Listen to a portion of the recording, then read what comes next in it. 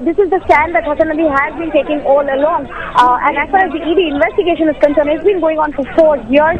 There has been a series of communication with the UBS Bank. The UBS Bank has turned down the application of the ED, saying that the documents that have been submitted in support of their case appear to be forged.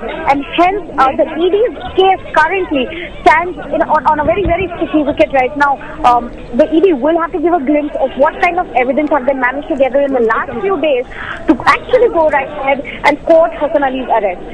At the ED batting from a weak wicket. Also, this morning, Toral, the Supreme Court slammed the government for acting slow on the Hassan Ali case. In fact, they said that the CBI should be asked to investigate the passport case against Hassan Ali. Can you give us details of that passport case that the Supreme Court is referring to? Well, there are 3 passport cases that have been registered by the Mumbai police. Hassan Ali was investigated by the Mumbai police in connection with this case. He was interrogated, he was held, and then he wasn't, however, arrested. There was a non-bailable warrant issued against him, following which Hassan Ali had disappeared. He was not responding to any summons, any warrants that were issued.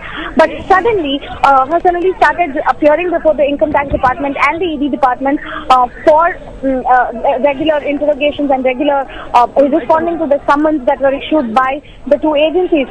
In this particular case, as far as the passport is concerned, the charge against him is a forged passport and he's procured it through illegal means. These are the charges that have been levelled against Hassan Ali by the Mumbai police. Right, Toral. The Supreme Court also in its observation saying on the basis of evidence collected by the Enforcement Directorate, it seems there is an angle of arms terrorism as well as national security, saying that in fact quota should also be invoked against Hassan Ali Khan. Of course, that's just an observation reprimanding the government. What more details do you have about the arms deals angle that the Supreme Court is speaking about? Well, perhaps CNN IBN was the first one to report.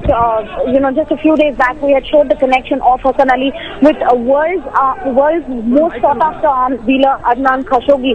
Now, Adnan Khashoggi is known to supply arms, is a known Hawala racketeer, is a known middleman for a lot of countries where illegal arms are being supplied.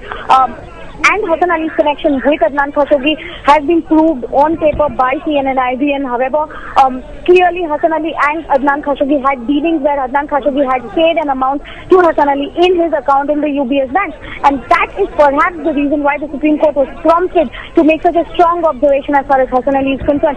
Clearly, any connection with Adnan Khashoggi cannot be off the radar, and cannot be off the radar, especially of terrorism and national security, because Adnan Khashoggi is a very well-known weapons dealer, very well-known arms dealer, and a black marketeer known to be operating in, especially in the Asia continent.